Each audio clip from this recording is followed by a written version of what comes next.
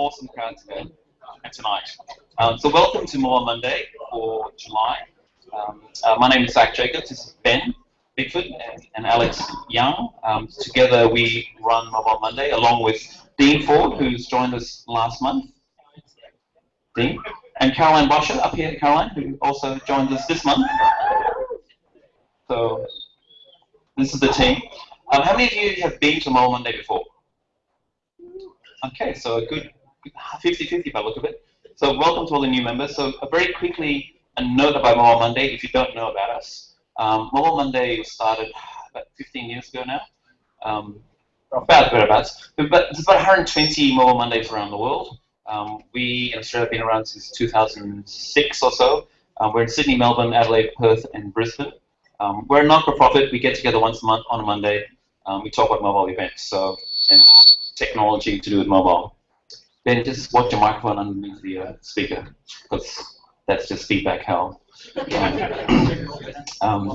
So tonight is one of our biggest nights ever, I think, so it's fantastic. Obviously, it's a very interesting subject, wearables. Before we do that, though, we're going to go to a blank screen.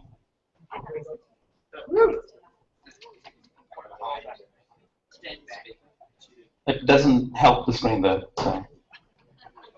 Right.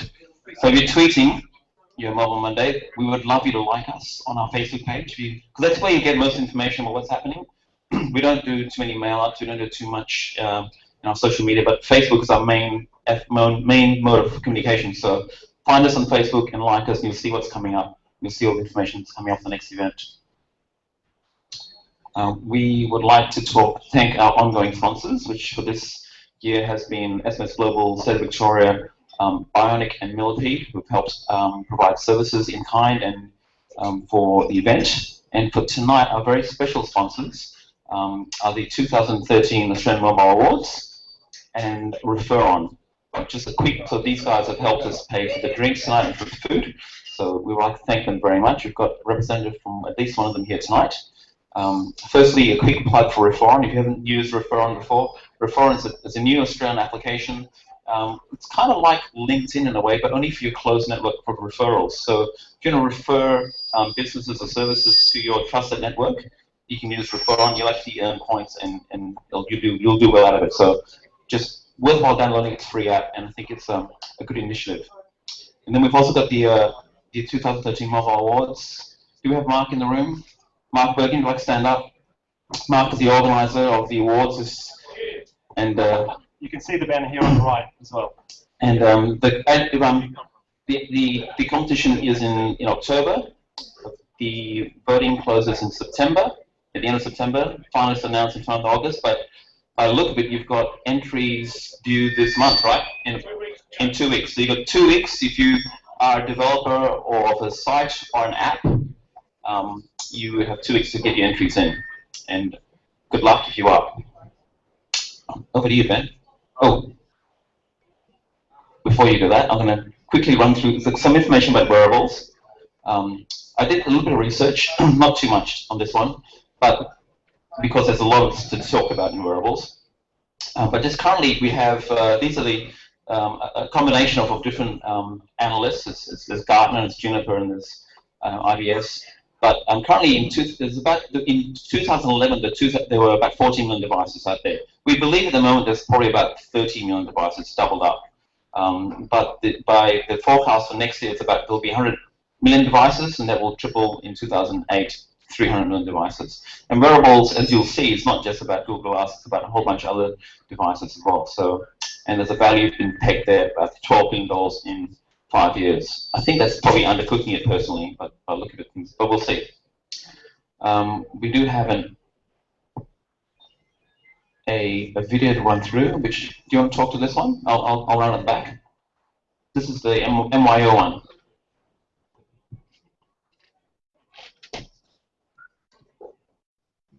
Okay, so we thought we'd kick off with a video that shows you some of the capabilities, what things are available. I won't talk about the price specifically, but it is in the range of $100 to $200. So it's actually a fraction probably of that mobile phone that's sitting in your pocket right now, just to put this in perspective. So in terms of the power of mobile embedded within a wearable device and controlling other devices, we'd like to share this video for those that haven't already seen it, and just as a starting point to some of the discussions that will flow tonight.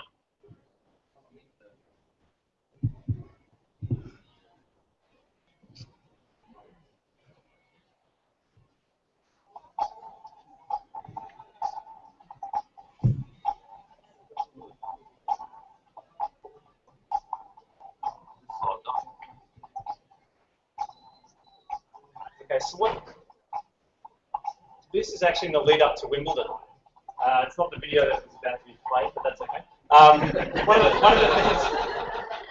One of the other videos we wanted to show you was, in this case, one of the people training specifically for Wimbledon, in fact, using Google Glass. And it's starting to provide a bit of discussion point around the educational aspects. So it's not just about recording. So what you saw there was in fact recording, but we're going to go well beyond that tonight in the demo that you're going to see live here.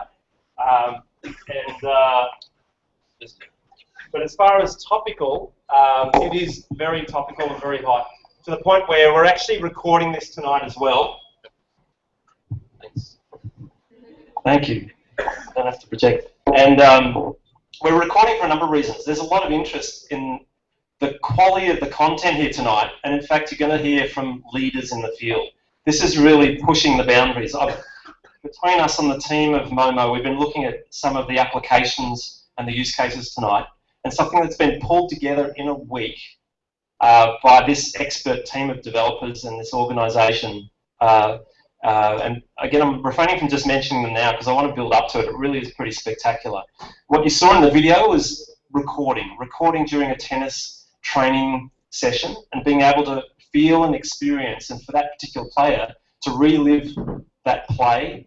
And at the same time, there's now the potential on top of that. What else can you do? And that's the question we want to leave with you tonight. We're not trying to answer all the possibilities. What we're looking to do is to open up your mind and your imagination for the possibilities. And we're going to fill that imagination with one particular demonstration that I think is going to blow you away, and at the same time leave you thinking about all of the other possibilities beyond tonight. And that's really what we've aimed to do. So maybe the next video is a gestural control. So what we mean by that, movements that manage the interaction with devices, that pick up movements not only in terms of sounds, but also the movements of your tendons and your muscles, and in this case being able to interact and control even a flying device in this case. Has anyone had a go of the parrot?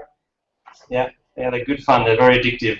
In this case, it's actually a little bit easier to fly because you're using something that you've used all your life, your arm, as opposed to a joystick, so it's a little bit more intuitive even. And in this case, giving presentations, I'd love to be doing this right now, to be honest, without having to hold the mic. Cooking, not having to get chicken on your keyboard, that's a real issue, I think. Third world problem, or first world problem, I should say. In this case, a military application as well. If you think about the potential life-saving aspects of being able to disarm bombs and drive and control these devices. I love this one, I'm a skier, so anything that's going to make me be able to do a jump like this, I'm in for it. So. Not to mention the airtime, I love that. It adds a whole new dimension to challenging your mates for a Chinese downhill. You've got all these stats and all the different aspects that you could win if you weren't the fastest down the hill. So that's called MYO, and it's by Thalmic Labs. And we are recording this session, as I say. We'll share links not only to the speakers' sites, but to these videos as well. And after that, this is where we have the pleasure of introducing the two speakers that we have tonight, two very impressive keynotes. In the case, we will kick off firstly with Eric Hallander, who's from Visual Jazz Isobar. He'll give a bit of a perspective on the market, where things are at as far as wearables and mobility in that space. He's also just spent some time with the Google team just recently. And following that, we'll have a world first here in the room for all of you, making us feel very special and honoured that they've chosen Mobile Monday to do this, to launch it, but also again, to stimulate your imagination, because there really is infinite possibilities with this technology, as Josh Guest and the B2Cloud team are going to show you after that. So how about we put a big hand together and kick it off with Eric Hallander. Please welcome Eric to the stage.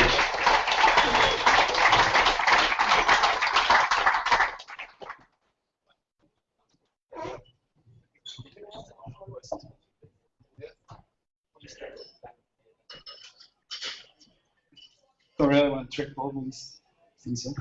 Hey guys, my name is Eric. I'm from a that jumped over there. I'm from a digital agency just around the corner called Digital Jazz Isobar. It's about 200 of us in Australia, and we do a lot of work in the digital space. Obviously, I look after all mobile and innovation throughout Isobar Australia, and that was really annoying. And that's really all I'm going to say about that. Why I'm here really is. Better? So I spent about 10 days just now. I came back about a week ago. I spent 10 days at Google Research, which is in Mountain View, California. And me and a colleague, we were there really to sort of explore some of the opportunities for partnerships with Google. But really, most of the visit ended up being me just toying around with glass and doing really nerdy things like taking pictures of myself wearing glass using another unit of Google Glass, which is like a high five of nerdery. And really, I'm going to talk mostly about glass, but not really only about glass. I'm going to talk about some of the competition and some of the challenges and some of the other sort of brands that are trying to enter this space. I'm not going to talk too much about what glass can do, because the awesome dudes at B2Cloud are going to obviously blow you away about what it can do. But when Google came out and announced glass quite a while ago now, this is pretty much what happened to the market.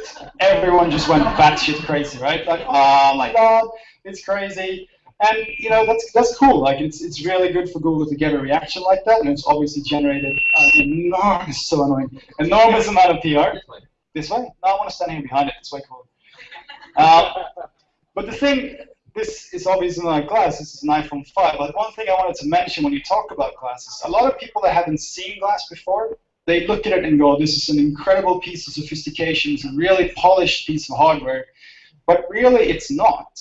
And that's sort of the impressive part about glass. When we spend time with the guys at Google X, they made the analogy of, when you think about glass, don't think about it as an iPhone 5 in terms of smartphones. Think about it as something like this. Like, it's really early days for Google. They're really only starting to try and explore the opportunities here. Some of the things they're doing with glass right now is even sort of, they don't even know what they're doing to some extent. They're exploring and trying it out. And that's not trying to downplay the excitement about glass that we have. It's sort of the opposite. So everyone is crazy about glass, and everyone is crazy about what glass can do, but it's one of these guys, right? And just imagine what that's going to be like when it becomes an iPhone 5 in terms of sophistication. The thing is, though, most people here obviously have heard of Google Glass, but there's heaps of competition, and I'm not going to talk about a graph because graphs are really boring, but there's heaps of money in this industry. There's heaps of money in this segment, and everyone is trying to jump at this now to make money, basically, and that becomes competition.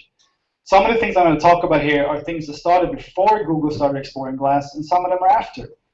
For example, this is called the Telepathy One, and it's a really similar product to Google Glass in a sense. It's made in Japan, and it has been demoed a few times in showcases in Japan. So it's Japanese, so it's probably going to be a little bit crazy, and there's going to be a lot of inappropriate nudity and stuff. But most people haven't heard of Telepathy One, right? But everyone has heard of Google Glass. The same goes for these glasses. We're probably not the most, they're not the best looking, but they're called Vuzix smart glasses, and they're very close to market release now as well. And in terms of capabilities, this headset is probably beyond what glass is now by a fair margin, but I'll get to that later. And then there's this. This is called the Recon Jet, and if you haven't heard about it, you should look what it does, because in terms of sophistication, which I talked about before, this is a lot further ahead than glass. Recon Jet is 4th generation in terms of hardware now, so they've gone through 4 iterations to complete this hardware. And you can buy this right now. You can't buy glass. You can't even get a hold of glass unless you know someone or unless you were part of the Explorer program. You can go to their website and buy this right now for half of what glass is going to be marketed at. And that's pretty impressive by Google in the sense that they've managed to overshadow the entire market to make people forget about hardware like Recon Jet. Recon are sort of aiming towards the more sports market, towards cycling and sports in general. You can see it looks a little bit techy and sporty and whatever. But the thing is, this is available right now. You can go to their website and buy it right now on your phone. So bearing that in mind, why is everyone so nutty about glass? I think it's a pretty important question, because you can't just take it for granted, like, oh, it's Google, they make cool stuff, and glass is cool. There are heaps of competitors in the market that make products that are further ahead in glass. Why is everyone going crazy about Google Glass? And apart from the obvious one, which is that Google have a huge advantage in integrating with their internet services, which they own all of them in the world. They make everything, obviously. That's an obvious one. But the thing that I personally believe is the reason why people in the industry are getting excited about Google Glass is, and it's going to be a really weird slide, is, if it actually works, is Angry Birds. I know, it's super weird, right? But the thing is, if you think back a few years, at the start of Apple iPhone, at the start of smartphones in general, when Android came to the market and all that blah, blah, blah, blah, blah, Angry Birds was everywhere. And people talked so much about Angry Birds, everyone was sick about hearing about how much money they're making, blah, blah, blah. But Angry Birds became a facilitator or a catalyst for indie developers and developers in general to create products for their platform. So Angry Birds raised the awareness for people to make products for Apple's platform, which in turn made Apple's iPhone everywhere, right? Everyone bought an iPhone.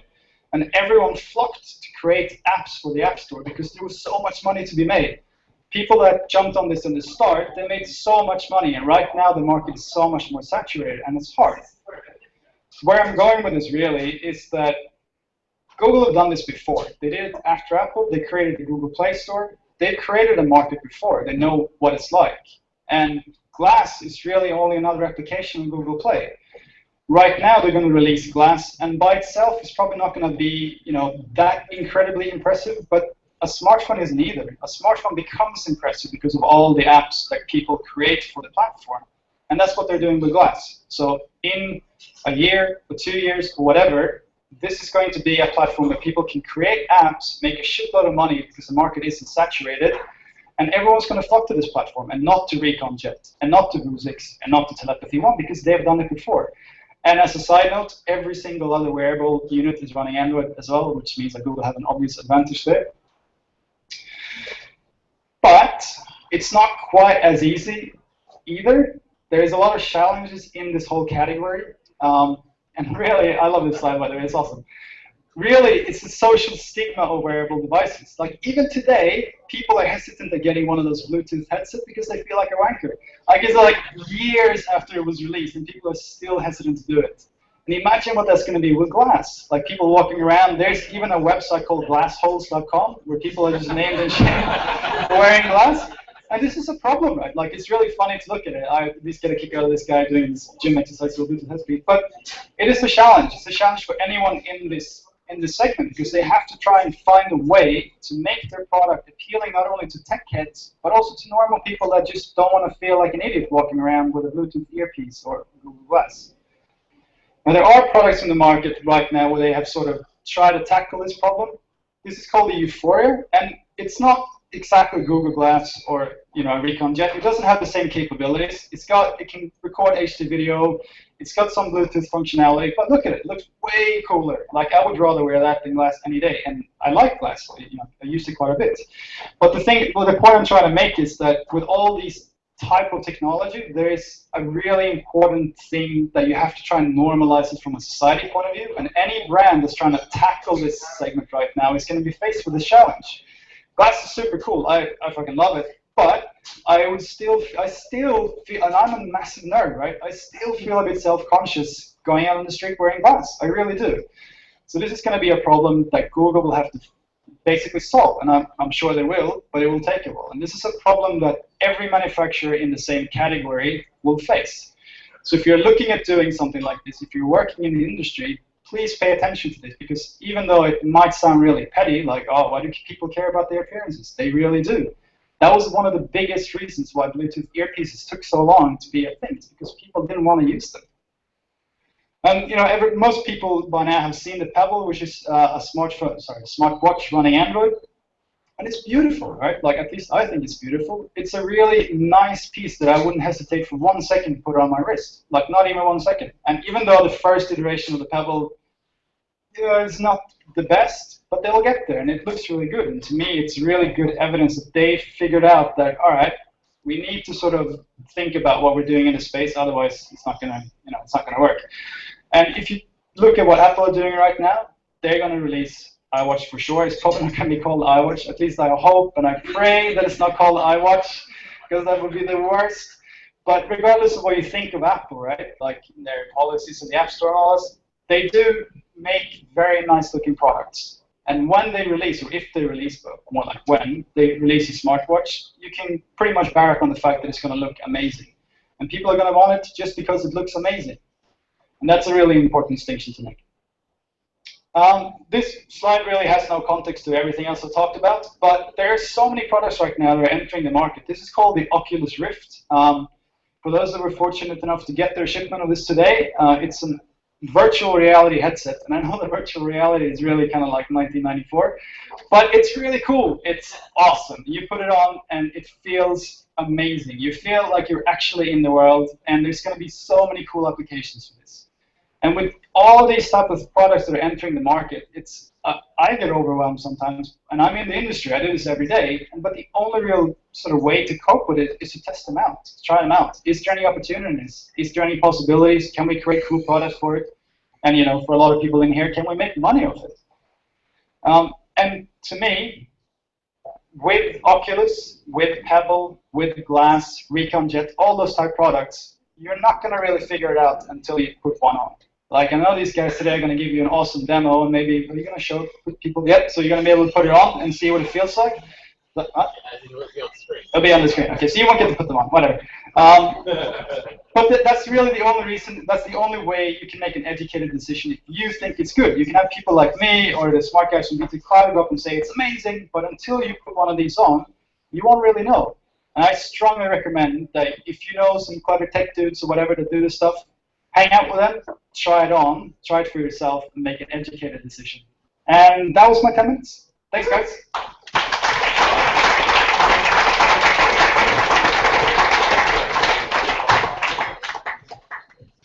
Thank you, Eric.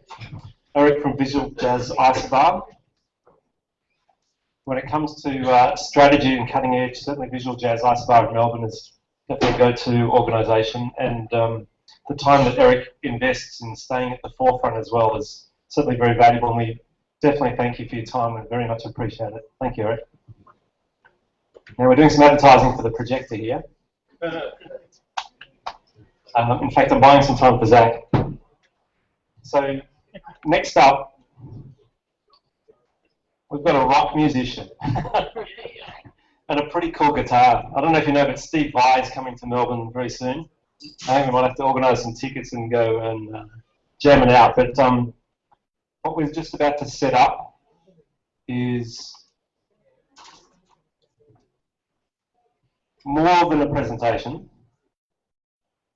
It's an application that's been pulled together, and in fact, I'll let Josh introduce it, but I'd like you all to put your hands together and please welcome the Managing Director of Beta Cloud to the stage. And his name is Josh Guest, and he's got a number of his team here, so I want to acknowledge them as well. The developers, the designers, and client services, success side of things. Really great team, and I've had a lot of fun just hanging out with them for the last couple of days, pulling this together as well, being a party behind the scenes to seeing it come together. And so what we're going to share with you now is, are you all set? All set to go. Please put your hands together for Josh Guest, everybody.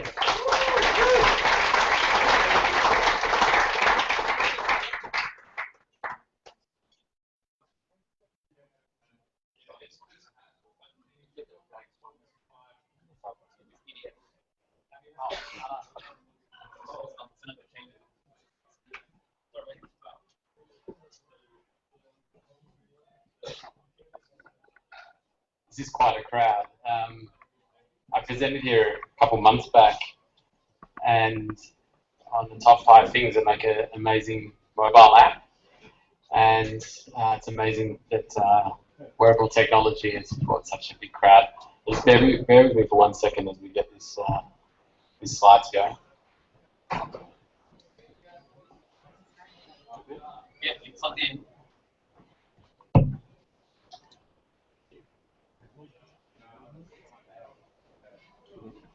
Give it a second.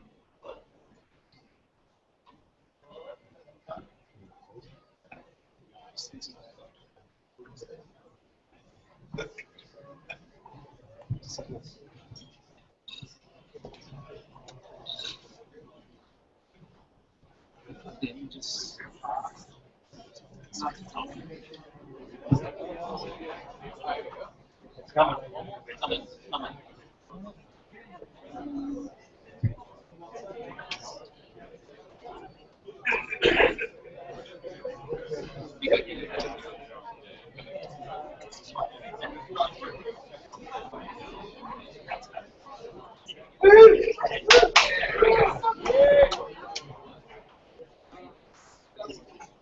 All right, here we go. So I'm Josh Guest, the Managing Director of Bidder Cloud. We're an app developer based in Melbourne. We've been building apps for several years now for Android and iOS. And I thought I'd start tonight by telling a little story about when I was in high school. I was in grade 7 at school, and we had this class, this computer class, and we learned things like how to take computers apart and put RAM in them and that sort of thing. But we also learned how to do programming, and the programming was pretty basic stuff. It was HTML, and it was really simple. And everyone in the class was building these really crappy-looking websites, so things like blinking text and animated GIFs and that sort of thing. So at about that same time, I got my hands on I think it was a beta version of Macromedia Dreamweaver, which was, anyone know what that is? Put your hands up. Amazing. So Macromedia Dreamweaver, for those who don't know, is a great little piece of software where you can drag in elements of a website, and essentially what that does is that does all the code for you. So you drop in a photo gallery or an e-commerce cart, and the whole website's built. You don't have to code it all. So when it came to the end of the semester, we had to show our assignment, which was like we had to do like a catalog. I came to class with this full-blown e-commerce store where you could take transactions and all this amazing stuff. I showed my teacher. I was really blown away by the whole thing, and he's looking at it. And he put through an order and put a credit card number through, and he kicked me out of the class for cheating. And so I was sitting outside of class, and I was a little bit annoyed about the whole thing. And and as I was sitting there at the computer class, the lab was positioned right opposite the music room. And at that time, there was this big fight going on in the music room. There was a school band, a few students in our year had put a rock band together, and they were having a fight. There was 2 guitarists in the band, and they were fighting and going hell for leather over who was going to be the lead guitarist, and to the point where one of them walked out and just said, "I give up and I'm walking out." So I'm sitting there watching this whole thing, and they actually came to me afterwards and said, "Hey, Josh, do you want to join our band?" I said, "Absolutely, why not?" I play guitar. I don't play guitar, but I didn't at the time. So I went out the next day and bought a guitar, bought some music books, sat at home, opened these books up, and then had a small problem. I didn't know how to read music. So I was able to find this thing called tablature. Put your hands up if you know what tablature is. Musicians. For those who don't know what tablature is, it's essentially music transposed into a less sort of musical sort of sense. So what tablature is, it's 6 horizontal lines across the page. Each horizontal line corresponds to a string on a guitar. So the top line is this one, and the bottom line is this one. And on each line is a number, and the number corresponds to where you put your finger. So if it's a number 1, you put your finger on the first fret, 2 here, 3, and all the way down to 24. So I was learning how to play, and I had my computer screen up with all these tabs for blues music, and I'd look up at the screen, I'd look back at my fretboard, I'd look back up at the screen, put my hands across the computer, scroll down a bit, look back at my. Yeah, it was a really, really crappy experience looking up and down and trying to learn music like that. Until today, we've been able to come up with a really cool app for Google Glass called Glass Tabs, and I'd be delighted to show you in a bit of a first, probably one of our first apps for Google Glass, and I'm sure many will be out soon, but I'd be delighted to show you today. Now what I'm going to do is to show you this demonstration. So as we heard before, the glass is amazing for the wearer.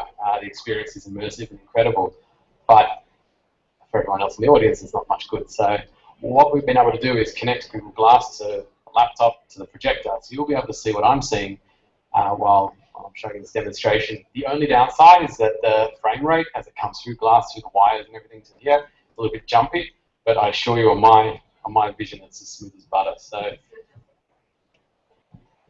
let's get into it.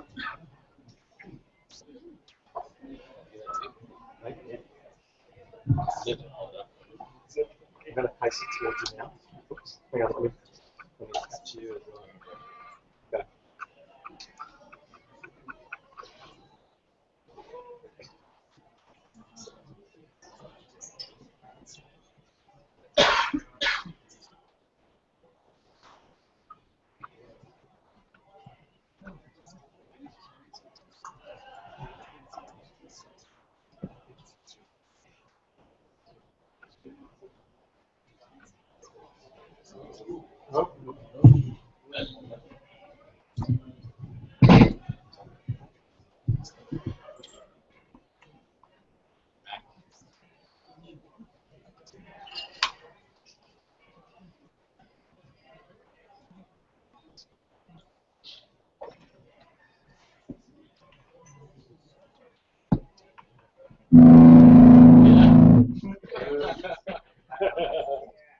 I've played guitar since high school. It's been a while.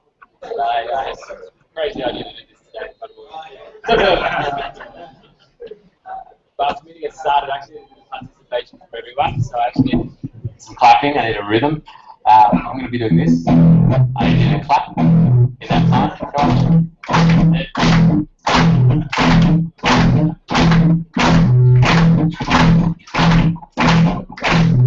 Okay, we'll go to the screen.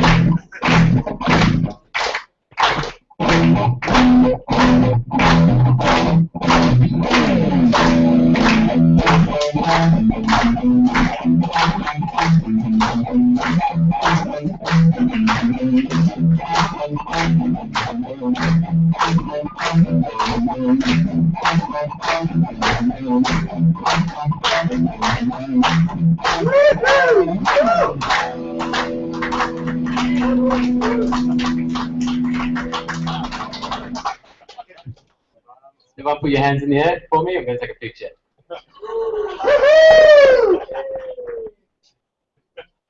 There you are! Talk about interactive.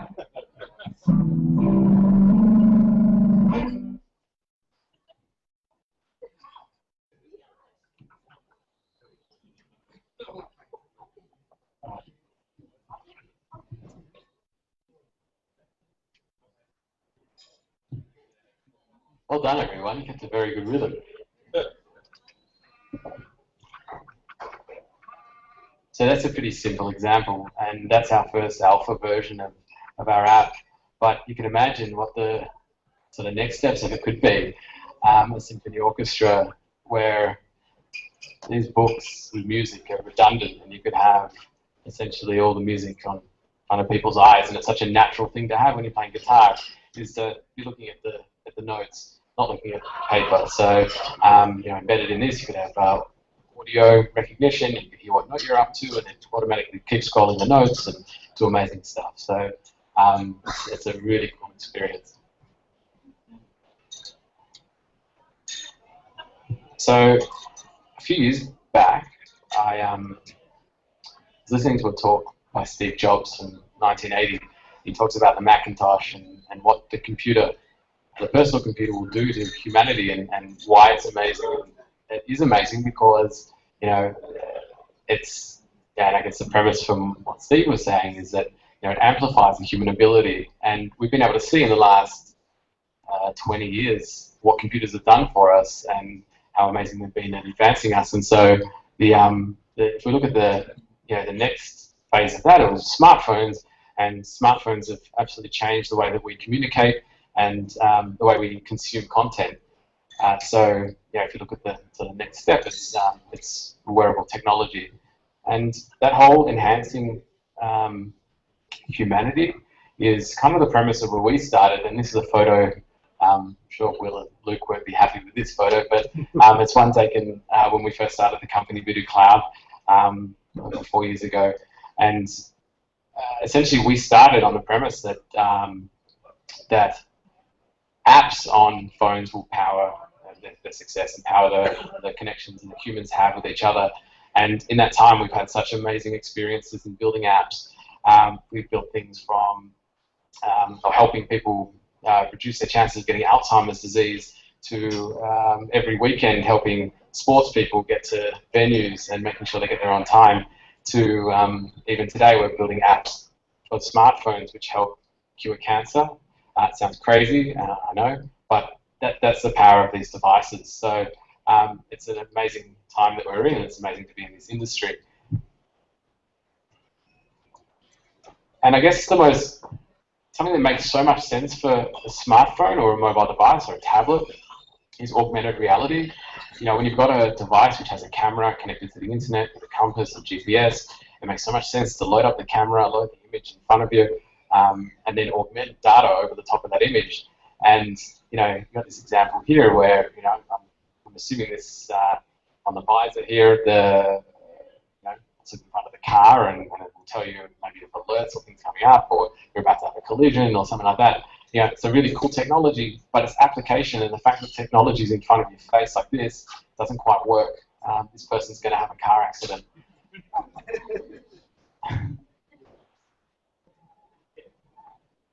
If we use another example, augmented reality on a smartphone. Over the years, we've had so many opportunities to build these sort of apps.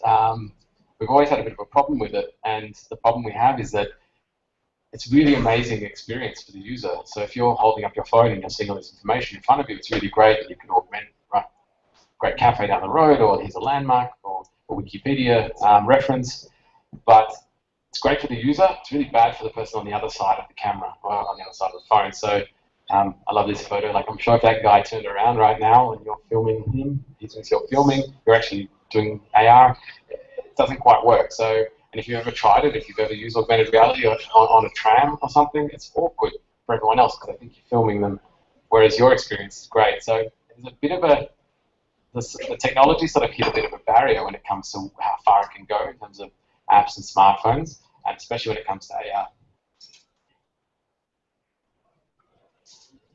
There you go. I thought I don't gross everyone out. Great example of where, a situation where a surgeon might be able to use wearable technology, something on their face, to provide a HUD and provide information about what's going on during a surgery. So as they're cutting someone open, I'm sawing away, I've got no idea. That they get information about, vital signs and that sort of thing. You couldn't do this with a device in front of you. It needs to be something for a surgeon that's non-invasive, and it's something that's not going to disrupt something pretty critical like open heart surgery. I love this example of a fighter pilot flying through the sky. But if I think of some other examples, I was on a flight recently where the pilot came out of the cockpit to go to the bathroom, and I was thinking, who's flying the plane?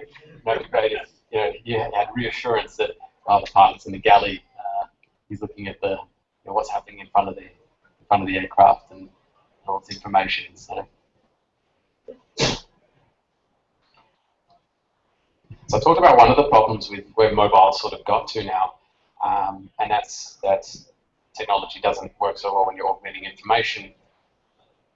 Another issue, I'm sure we all face it in this room, is the amount of notifications we get on our smartphones. So if you've got an email and you're connected to Facebook and Twitter, if you're like me, I get like 100 a day, and it's constantly, my phone's vibrating in my pocket right now. It's just vibrating, and it's a real, it's a disruptive experience. So we're so connected now, we rely so much on our phone that we have to invent devices now to help us understand what concentration and focus is.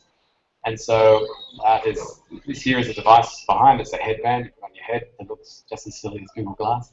But you put it on your head, and what it does is it helps you understand using waves from your brain to work out when you're focused. And at a point like this, you're not focused, and when you're up here, you're in like a Zen-like state. And the fact we need to invent technology like this, I think, has a lot to do with the amount of disruption we get from technology, and this has now been invented. And I sort of go back to the example of the smartwatch, where it actually reduces the amount of noise you get. So my experience now when I get home from work is that I get home, take my phone out of my pocket, plug it into the charger in the other room, and then I continue with my cooking, whatever I'm doing at home. And if I do get a phone call or a text message or a really important email, it'll come through onto my smartwatch, but everything else just stays on my phone, so I'll look at it later. I'm able to control what gets brought onto my wrist. So the experience is actually really nice, and Pebble have done a really great job with their technology. And next, I actually invited Josh Berg from Android Australia to come tonight. Fortunately, he couldn't be here, but he was kind enough to come to our office yesterday and do a video. Josh, his job is to rip apart technology and talk about what's good and what's bad about different devices. And I thought it'd be sort of opportune for him to talk about wearables and also things like Pebbles and other smartwatches. And I've got a short video from Josh. I'm just going to play that now. Just give me 1 second. I'm going to plug into the speaker.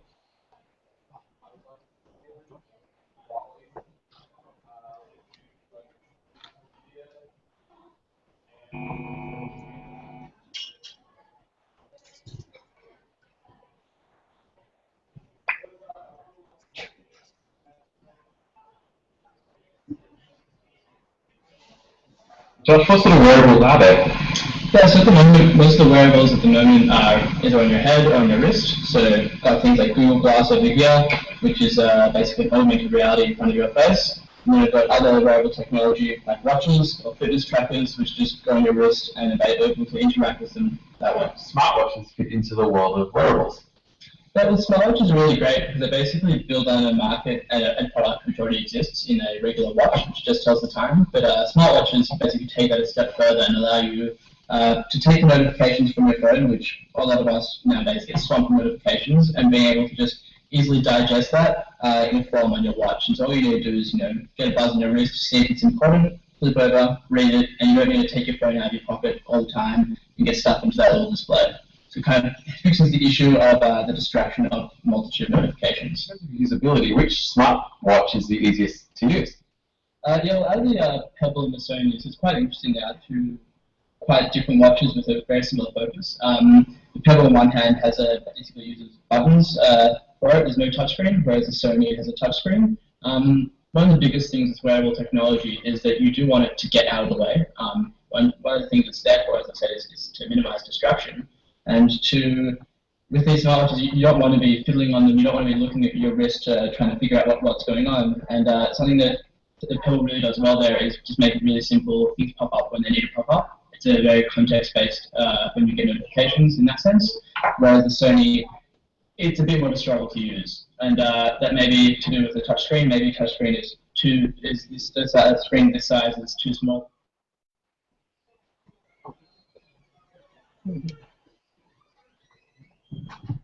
So I guess in conclusion, it's inevitable that wearables are going to get more adoption, be it a fitness band, be it a watch that you wear that connects to your smartphone. And I think we're even starting to see a lot of wearables like Google Glass and Recon and others, which provide amazing opportunities for developers. And so the apps that we're going to see are going to be pretty amazing. Again, there's two issues that we've hit with smartphones, being the challenge we have with things like augmented reality, where sort of we've hit that wall, and also with too many notifications. So thank you very much for having me tonight, and thanks for listening to my guitar. That was quite an experience for me.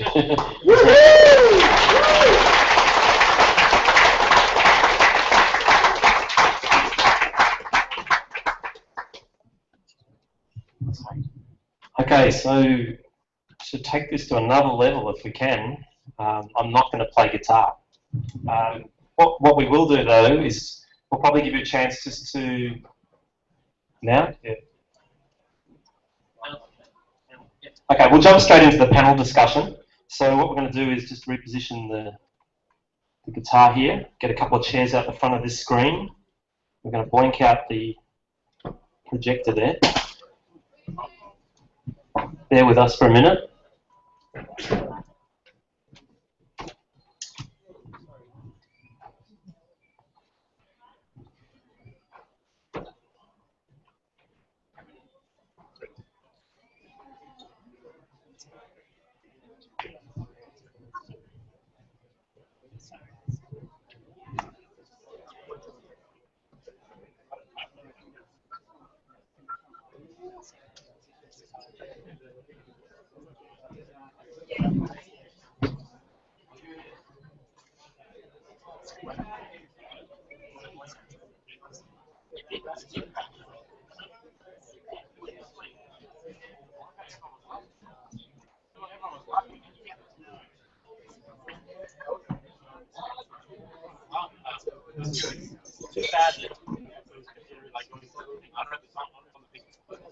For panel session, could I have, is Eric still here?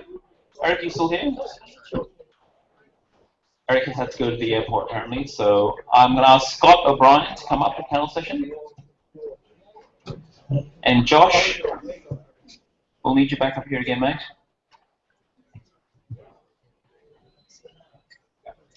Is there anyone in the audience who fancies himself as a bit of a wearables expert who we didn't get to come up here tonight?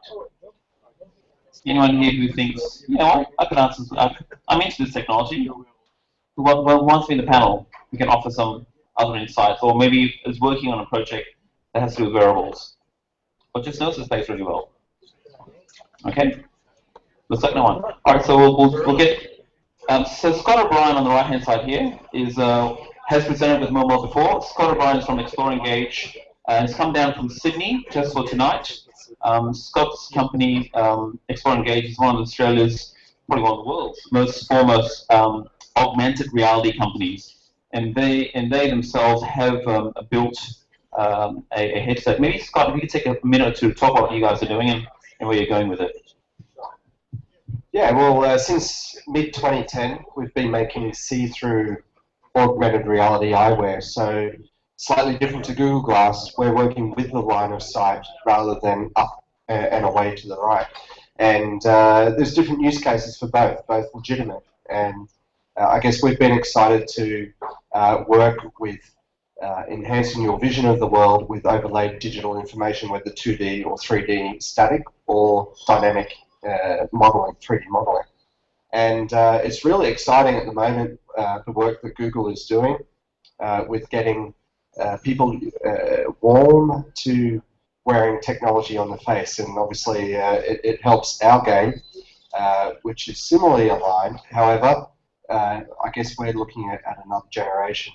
And similar to Eric's great talk and Josh's great talk, Eric was mentioning Recon, who had gone through their 4th generation of product. We're about up to the same level. And I would be expecting in the next 12 months there's going to be another wave come in on the beach, and as far as eyewear, as far as what's been touted as augmented reality eyewear. There's debate in the augmented reality industry about how augmented Google Glass is. In loose terminology, it could be accepted as augmented eyewear. However, with the see-through eyewear, there are a few players entering this game, and recently, I guess in February this year, Google filed a patent as far as binocular Google Glass. So this will be really interesting, and it will be interesting to see the roadmaps of the 5 main players in the internet game, and as far as how they take on wearable technology. But from Explore Engage, we've been working at see-through augmented reality eyewear, and we see a lot of great use cases from medical to property to recreation and social type different apps. There's just a vast range of use cases. It's an incredibly exciting time to be in this world. If we say the wheel disrupted the use of legs, then eyewear has disrupted the use of eyes in a way. So really exciting what Peter Cloud's doing, what Eric was presenting, and so I recommend if you can afford more time to look into this area of the world, go for it, because there are a lot of changes ahead in the near term. Thank you very much, Scott. And also, Scott has just arrived back from being overseas. I think I last saw you in Singapore about a month ago, and you've been on the road since then, and you just got back on the weekend. So thank you. A big effort to come here tonight for this. So we do appreciate it. So we're going to open the questions up to the floor for the panel. Do we have any questions? I'm sure there are lots. So Charles Crouch has a question.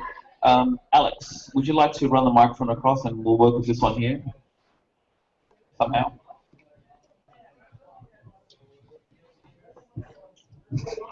Hi, Eric.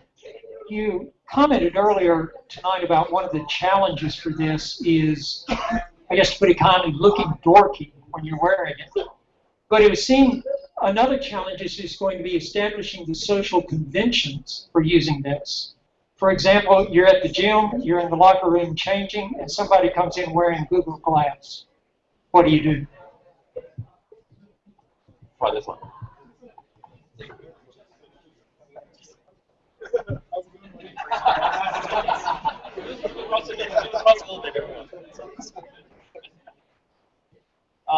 Yeah, look, it's a super relevant question because privacy right now is a huge deal, obviously, with everything that's coming into wearables. People don't really want to be taking photographs of when they're wearing their undies, obviously. There's already now, even though you can't actually get a unit of Google Glass at the moment, there's signs in the US that says no glass in restaurants and establishments and stuff like that. It's going to be a massive problem. It's going to be a challenge. There's no doubt about it. And the way that Google approaches the issue of privacy, the issue that, you can take a photo using a smartphone all the time, but it's pretty obvious that you're doing it with glass, especially there's been some Google Glass hacks now which allows you to take a photo by blinking. Things like that are going to be a massive challenge for Google to solve and how to tackle the issue of privacy. There is no solution right now, but it's no doubt it's at the front of their minds. They're thinking about it right now, for sure. I think it's interesting around privacy, and there's been a lot of press around it. A lot of articles from journalists who have never used the device or seen it in real life. So, but I kind of look at it as the same as the examples that I gave around flying an aeroplane, playing guitar, or doing open heart surgery. Looking at it like a tool for the trade. So you probably wouldn't go into the bathroom or into a place like this with your helmet on the building site. This could be considered more of a tool of the trade. And then once that's accepted, maybe it will be more common as practice. Really clever way to ask about the privacy question, Charlie. Very nice. I should preface this with saying I've got a photographic memory and I'm taking images of all of you right now surreptitiously, so watch out. Just record it. I think it just kind of highlights our concerns as we walk down the street. What about those cyclists who are riding by and recording constantly? Obviously with intention to capture an accident and who was at fault perhaps, but still they're recording all the time. So we've got these issues going on all the time, but it just so happens Google's been kind of picked out a little bit. And recently the privacy commissioners from Australia, Canada, Mexico and Israel combined together to write a letter to Google. And interestingly, it was these countries, because we would normally suspect maybe France, Germany, and so on. But anyways, hands up for Australia. We did well there to really challenge the big players. And it's good to ask these questions, but it's a riddle. It's really hard. But I full marks to Google for taking some initiative as well to improve certain apps and not others. And so I guess it's industry leading the way before regulators in some senses. So it's an interesting question. I didn't picture myself in a gym before with these glasses, but now, Charlie, thanks. I've got that covered. Thank you. Question in the center there. Okay, there's one over here from... When mobile became big, like lots of sensors that weren't big before, like accelerometer, camera, and microphones and stuff, kind of had more of an importance. Do you guys have any thoughts of like what will be the new different sensors that the Google Glass will kind of use and stuff like that?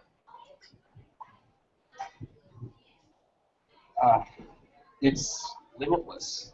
But what's really cool is in the news today, dogs with occupation in a project called Fido are going to be given wearable like eyewear, and when they chomp down on a sensor, it's going to communicate to humans about a bomb suspect, a situation of locating a bomb. So this is outrageously cool, and this is an excellent question. The range of the sensors that we'll be able to apply to improve our lives is just out of this world. Imagination's the limit. And I think the important thing to think about glass and see-through augmented reality eyewear, the applications of all these wearables, is to kind of reflect back to other great inventions. Alexander Graham Bell thought the phone was for news, relaying the news, and sounds in the theatre. It took him a year to be convinced that it was for people to talk to their friends. So with eyewear, with wearables, with see-through augmented reality eyewear, it's limitless. And the number of sensors that will change our lives, wow. Let your mind free, man. That's a really good question. I think there's, when it comes to, I'm looking from the perspective of what sensors are in the, you better? I'm looking at the perspective of what sensors are in the device. Things like, in a smartphone we had an accelerometer, a compass, and all these sorts of things. And then, and how are they used? You look at the games that use accelerometers, where you can tilt your phone back and forward, and that was kind of cool when it started, but I don't know, it's really crap playing games with an accelerometer. It's not a great experience. Whereas in this device, which has an accelerometer, and you can use compass and direction and that sort of thing, I think it's more relevant than what it would have been with a phone. It's more relevant to know contextually where you're looking. I'm looking at you now, or I'm looking over here, as opposed to me holding up my phone and turning it. I think the sensors will become more relevant than they have been in smartphones. Just to add to that, I talked about the Oculus VR. Like Josh said, the use of gyros and accelerometers and sensors like that are getting used in a good way now. Like, we're starting to see good use. Like you said before, playing a racing game using your accelerometer is awful. But using the Oculus VR to decipher when you're looking to the left or to the right is amazing. One thing that I'm particularly excited about, and I'm not trying to come across as an Apple fanboy because I'm not, is Apple beacons. Proximity and deciphering distance has been a thing that's been really big for a while now, and all data companies in the world are going nutty about deciphering where the users are in the world, but GPS is infamously inaccurate when it comes down to details, so I'm sitting right here, like I'm not even moving. Where's the other mic? Anyway, Apple beacons allow you to decipher proximity down to a little bit more detail in GPS, and it doesn't have the restrictions of you're under a roof, so the satellites can reach you, and blah, blah, blah, blah, blah. So Apple talked about beacons as part of the iOS 7 keynote. Personally, I think it's going to be pretty interesting to see, because you can use beacons to decipher where people are in a mall and get a good sort of heat map of where people are moving, where queues are, stuff like that. So that's one sensor that personally I think is going to be cool, but also, like Josh said, using sensors in a good way that's not just for the sake of it. Can I add one thing to that? And I've got lots of volume here. It's not me projecting. One of the things I've come across recently is, in fact, a project that's allowing people to collaborate, give feedback on points of interest to feed as a database into wearables. So imagine a blind person wearing Google Glass, and audibly they're going to get the sensors about when they're approaching an intersection, approaching a road, or in a park, for instance, and just being able to navigate through the fields and to still experience those wonderful things that we experience, but with audible signals to guide them. So that it's a combination of sighted people as a sensor collaborating and building a database of knowledge in the same way that Eric's just been talking about the positional aspects, but enriching the experience for people that don't have sight. And I think that one is quite mind-blowing in myself, but I'll pass on to the next person.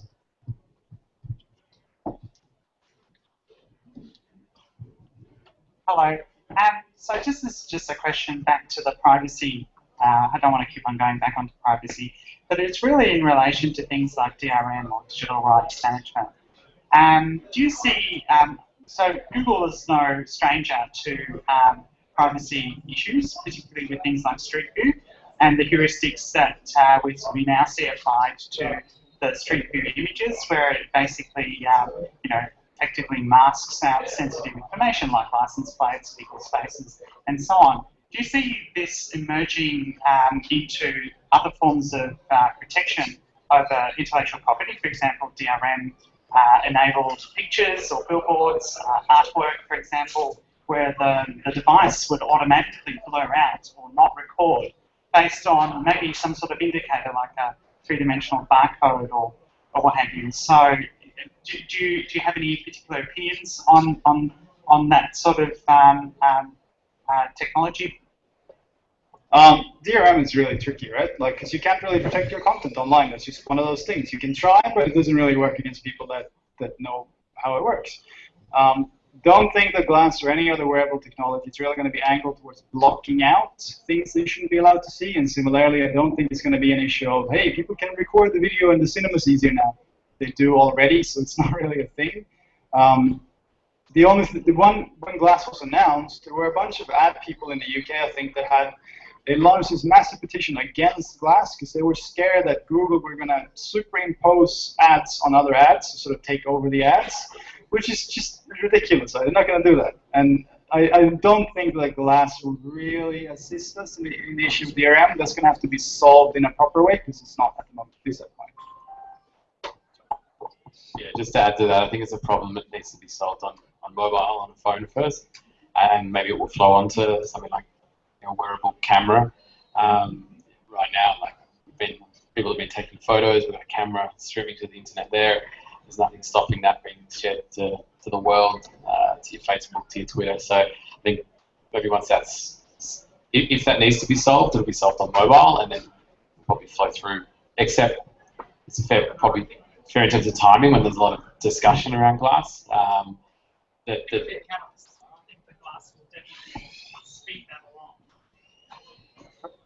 I think for now, I think when it gets in more people's hands, it'll probably, I don't think it'll be that big an issue. I think it's just while it's restricted and there aren't that many devices out there, when people trying them on, I think it's definitely more contentious, but you know, for me to take a photo, I go like this and I press a button and it looks like I'm taking a photo on my phone anyway, like, or I have to talk to my Glass, okay Glass, take a picture. It's so overt and more overt than me getting my phone out of my pocket, pressing record. So I think if it needs to be solved, it'll be solved on mobile first, but this might be a catalyst to that. Interesting. I've had an inquiry from a plastic surgeon whose job it is to enhance breasts. So when they look at patients, they can have some anonymity. So that's one thing there. But I think you should be looking up one of the keynotes from the last augmented reality conference, which was in Santa Clara, by the creator of Sims, who talked about diminished reality. We've already got enough stimuli. Maybe it's time to kind of tone it down. So yes, but also we're talking about Google would or wouldn't they overlay ads on the real world. In fact, it was perhaps 1 or 2 years ago they actually took a patent on such a thing. Whether they do act on that or not, let's see. But it could be done in a positive way or another way. We don't know yet.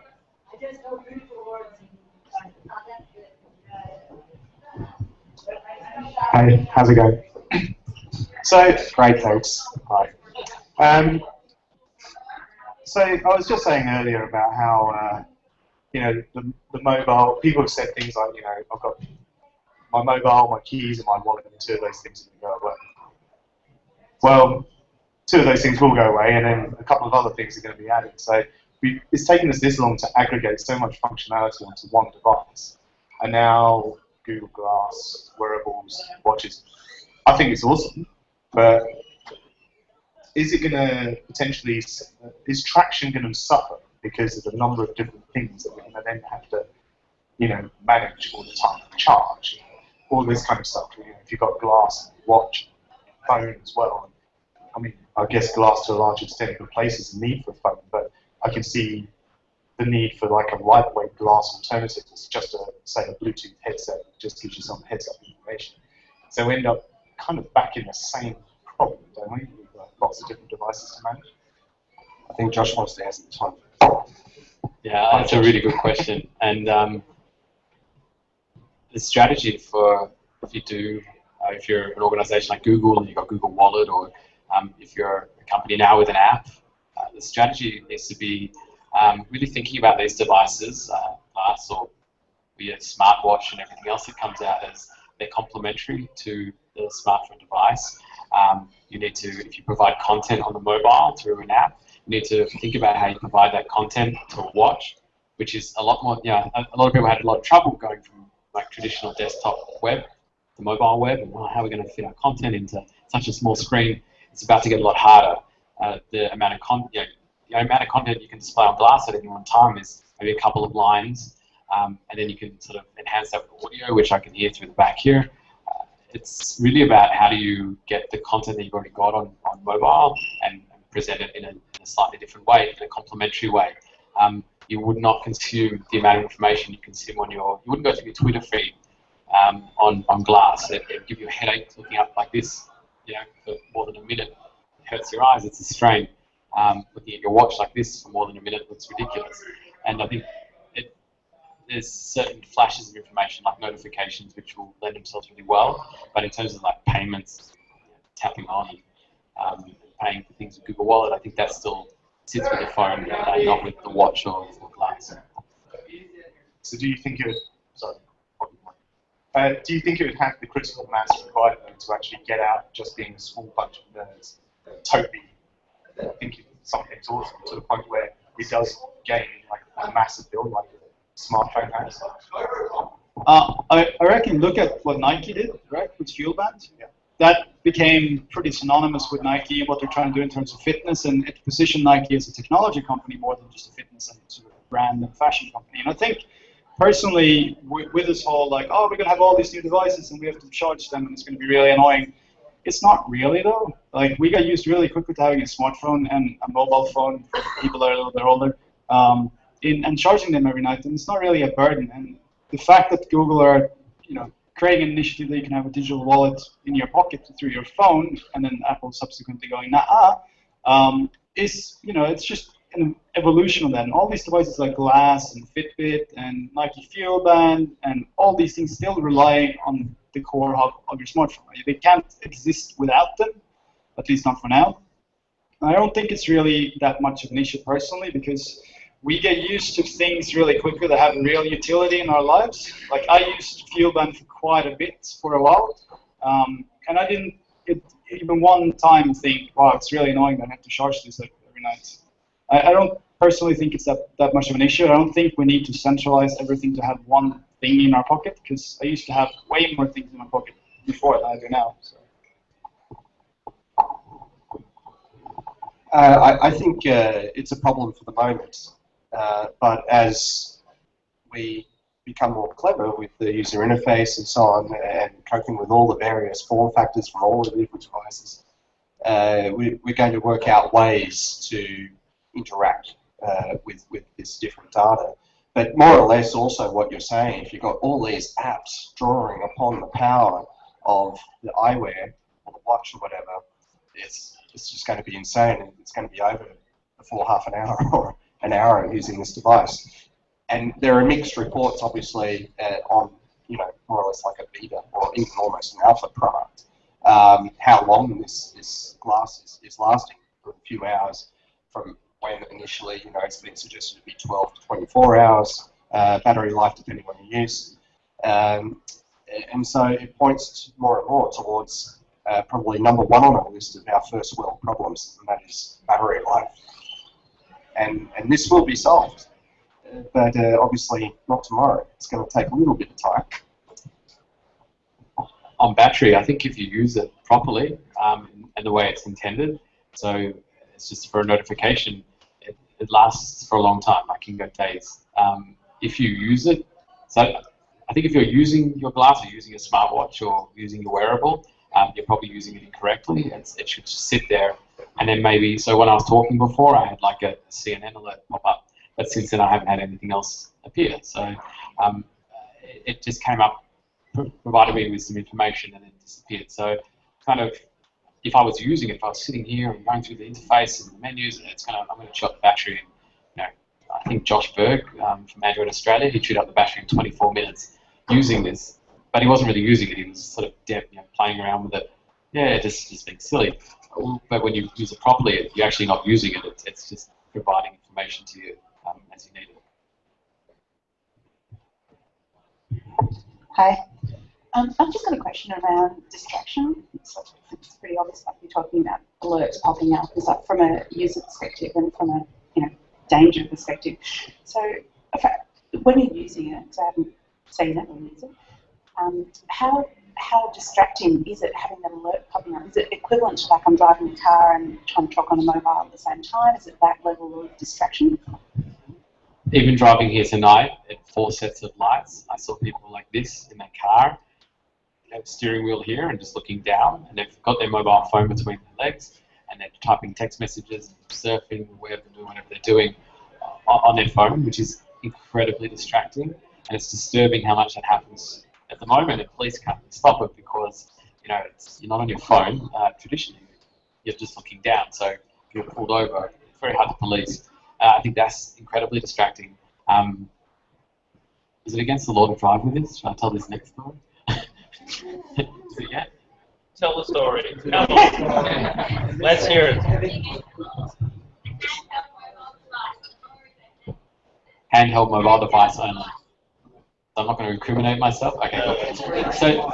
So driving with glass on and being presented with information it's because when you're wearing glass, it's almost like the information is provided up here. So it's out of your line of sight and it's in a peripheral. So you have to look up, and it's almost like if you're glancing down at your speedometer while you're looking forward. It's actually not distracting.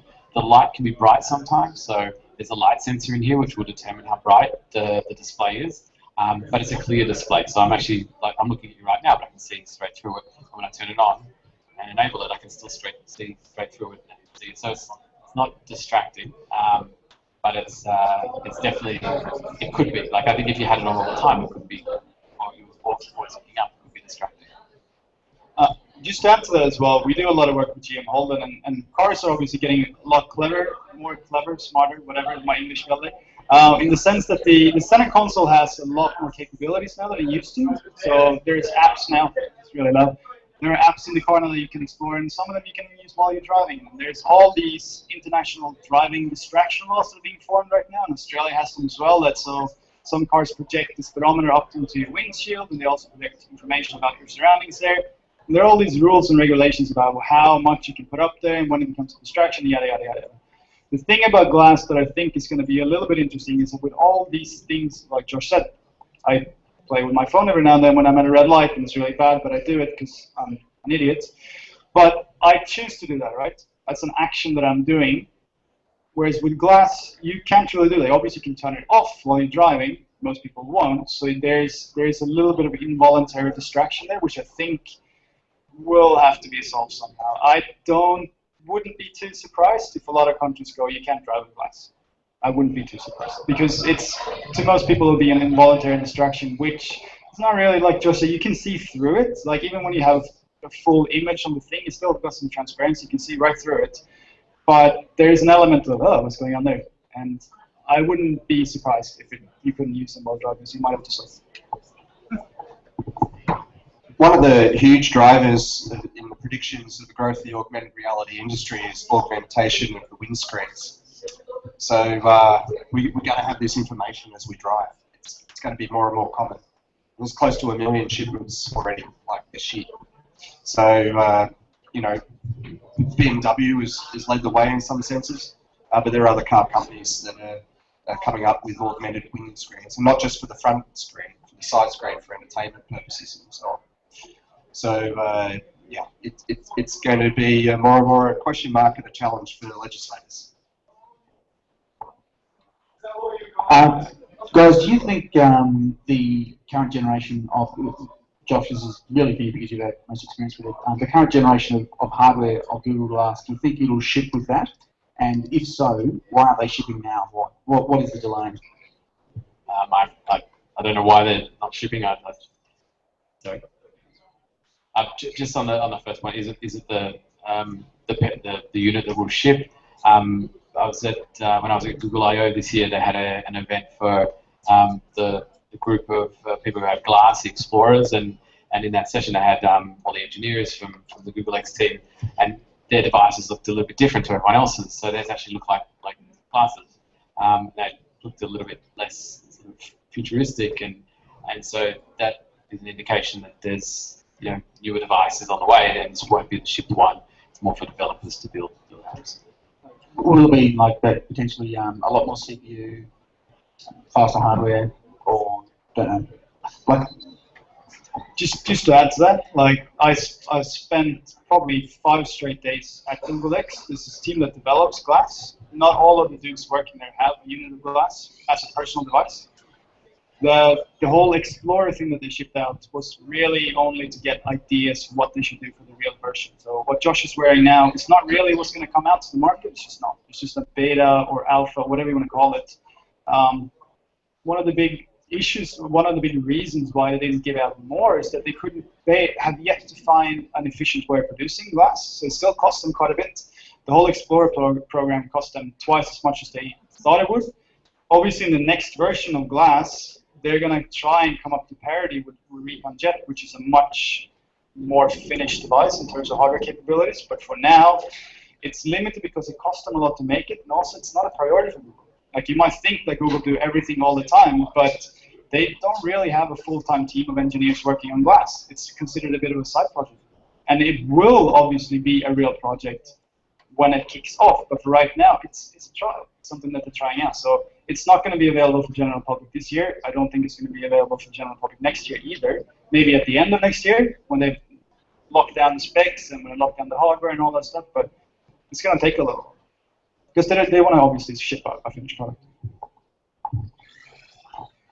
There's a couple other factors as well, and perhaps primarily, just like with our iPhones and other touchscreen phones, there's a limited supply of capacitive touchscreens. And in the eyewear world, there's limited production of microdisplays. And so there's a little game amongst the top companies to, snap up that production rate. And there are some other factors as well, dealing with the scarcity of building this product. But also, I think it's clever of Google to take this steady as she goes. They put out an interesting message to start with, that this is going to be an augmented reality device, and then kind of carefully stepped it back. But this has definitely helped them, I guess, deal with expectations. And whilst they're still addressing this, is it AR or isn't it? The way between their PR and between Sergey and owners of the project, they've managed to control the expectations now, I think is quite clever. But it's definitely going to be a steady-as-she-goes project, like these guys have indicated. Just to add to that, I don't think Google defined what it necessarily is. I think Google will provide the hardware and, I guess, the global cloud that they've got as a large organization to be able to generate awareness. But it's just a piece of hardware. It's like an iPhone without apps is just a phone. The apps that sit on this device will determine what it is. Is it augmented reality? Do you use it for surgery? Do you use it for music? And really comes down to the developer group.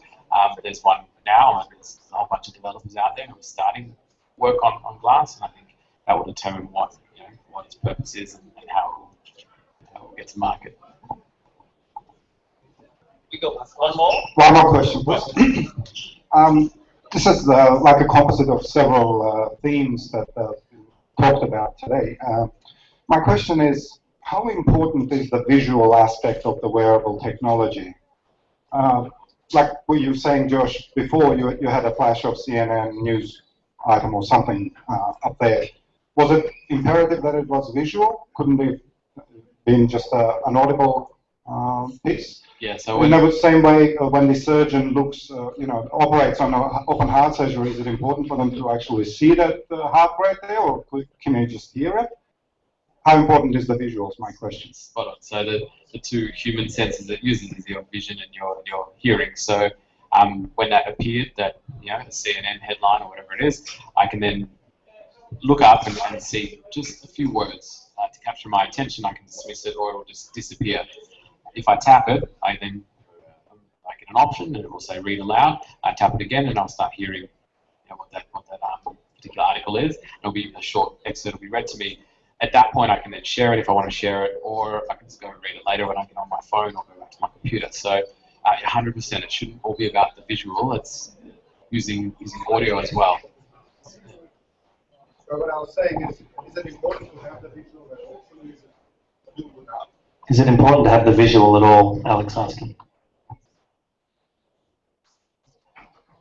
It's like could you use your phone, consume all the information on your phone just with a headset, not looking at the screen? I kind of think that, me personally, I don't mind having the visual there because it shows me, gives me more context. Like when I see just words on glass, it's not that interesting. Often it will show me a little photo. If it was a celebration or something was in the news, and show you streamers, it's kind of, it puts a bit more context around it.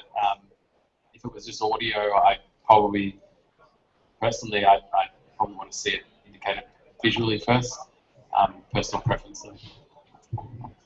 As a kid that used to kind of suffer from it in the past, I want to give a big shout out to the people who visited us tonight from the deaf community. Visual helps, definitely. That's one use case. But they do say that a picture is worth 1,000 words.